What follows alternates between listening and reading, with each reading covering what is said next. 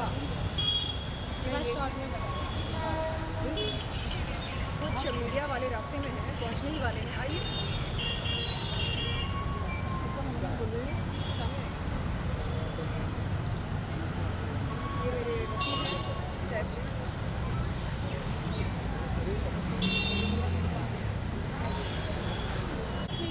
जी नहीं, without mic है ना?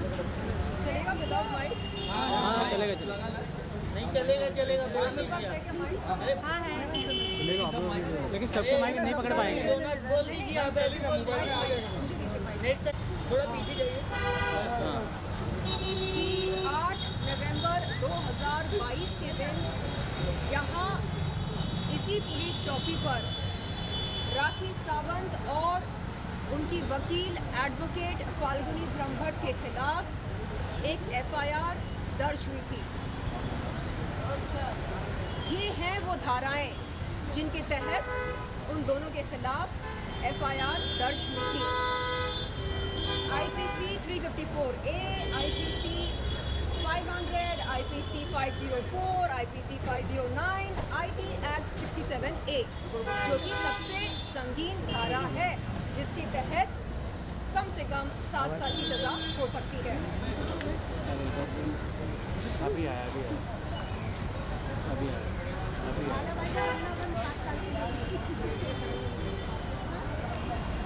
3 नवंबर 2022 के दिन राखी सावंत ने अपने जिम के बाहर खड़े होकर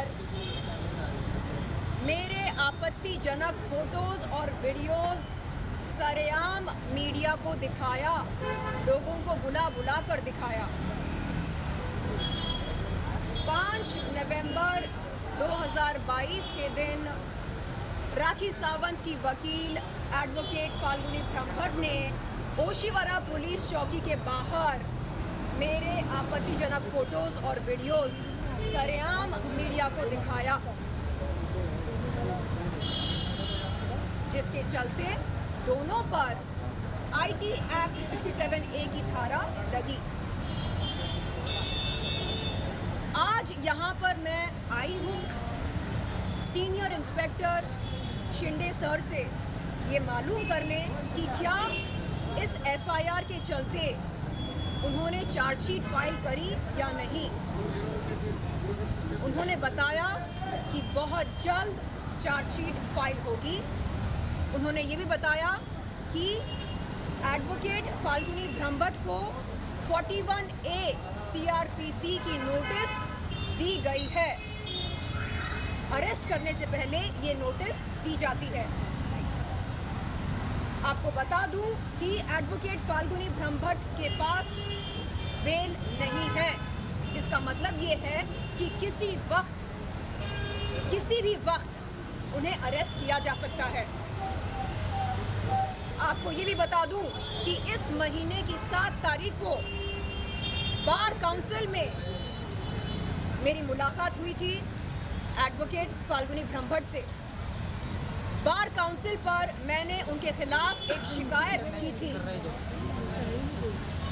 क्रिमिनल मिसडिमीनर, क्रिमिनल मिसकॉन्डक्ट के तहत।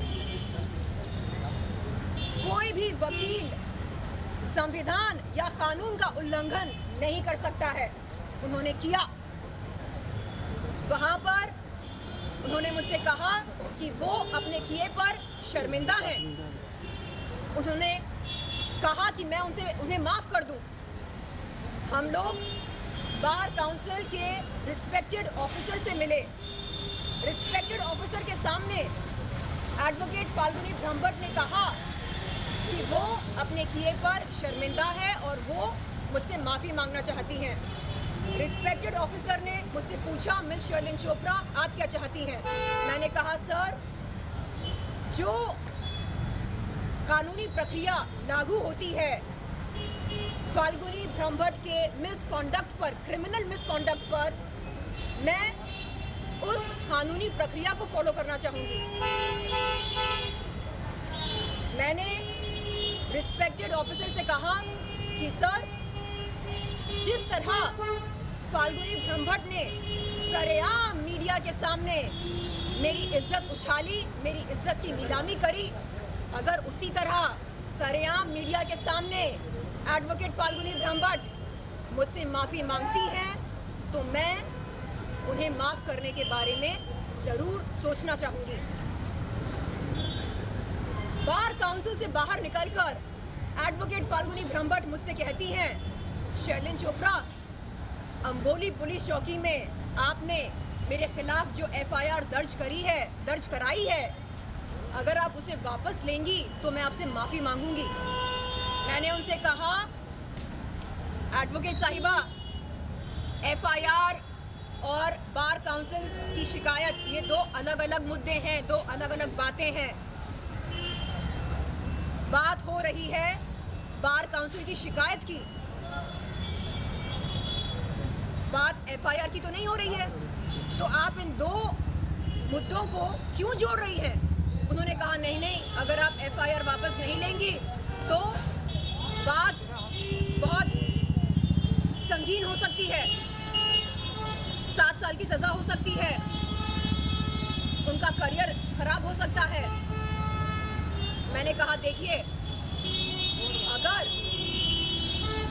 अगर बार काउंसिल ने आपके खिलाफ एक्शन लिया तो आपका लाइसेंस रद्द हो सकता है।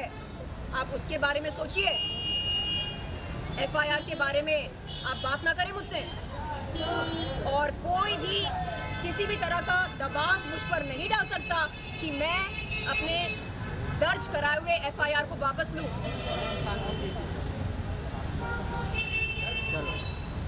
आपको बता दूं कि राखी सावंत ने राजश्री जी के नेल आर्ट स्टूडियो पर मेरे सामने एक दिन एक कागज़ पेश किया और चाहा कि मैं उस कागज़ पर दस्तखत करूं। मैंने उनसे पूछा कि बहन, मुझे पढ़ने दो, इस कागज़ पर क्या लिखा है, ऐसे कैसे दस्तखत कर लूं?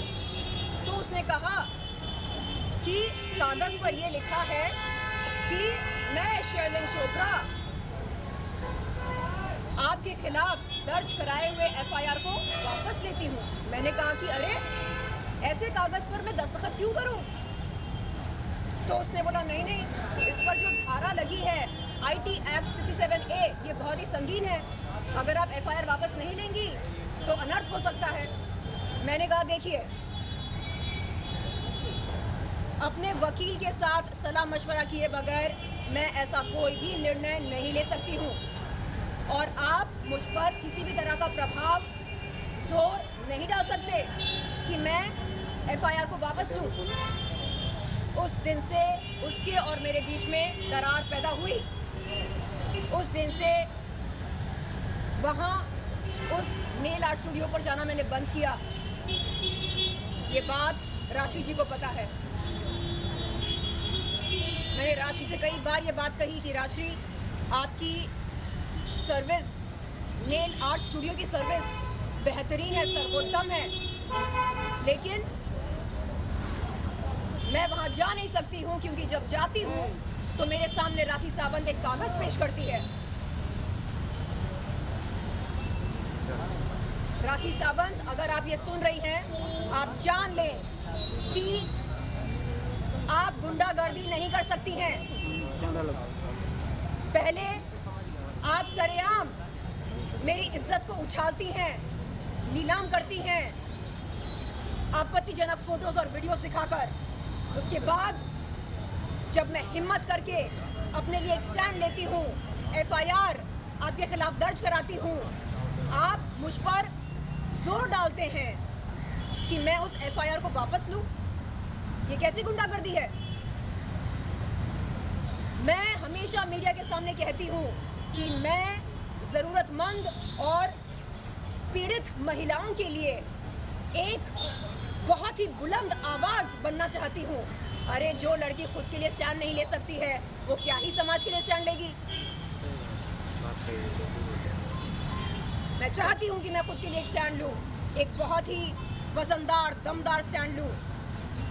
और राखी सावंत, आपको बता दूँ कि ये जो आप धमकियाँ देते रहते हैं ना कि अनर्थ हो जाएगा, अंजाम बुरा होगा। इन धमकियों से मैं नहीं डरने वाली हूँ।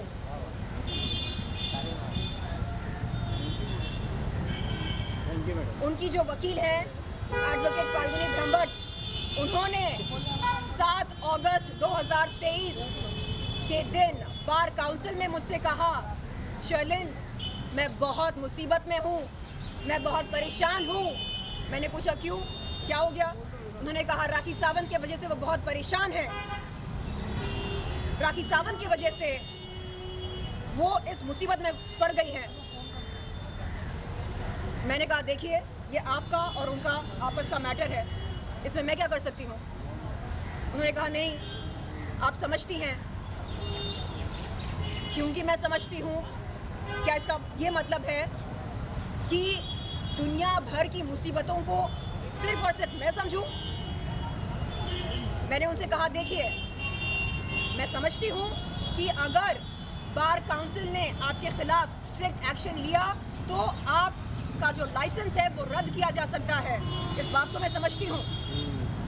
आप एक माँ हैं, अगर आपकी लाइसेंस अगर आपसे छीन जाएगी तो आप लॉ कैसे प्रैक्टिस करेंगे? मैं इस बात को समझती हूँ।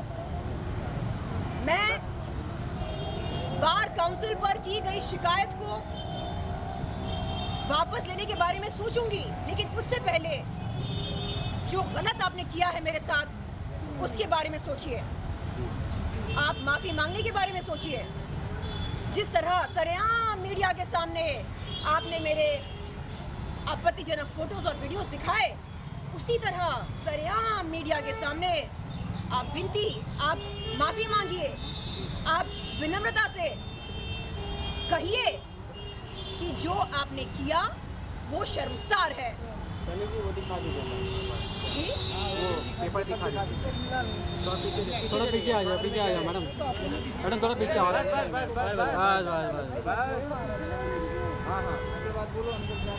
ये है वो FIR जो 8 नवंबर 2022 को यहाँ इस पुलिस चौकी, अंबोली पुलिस चौकी में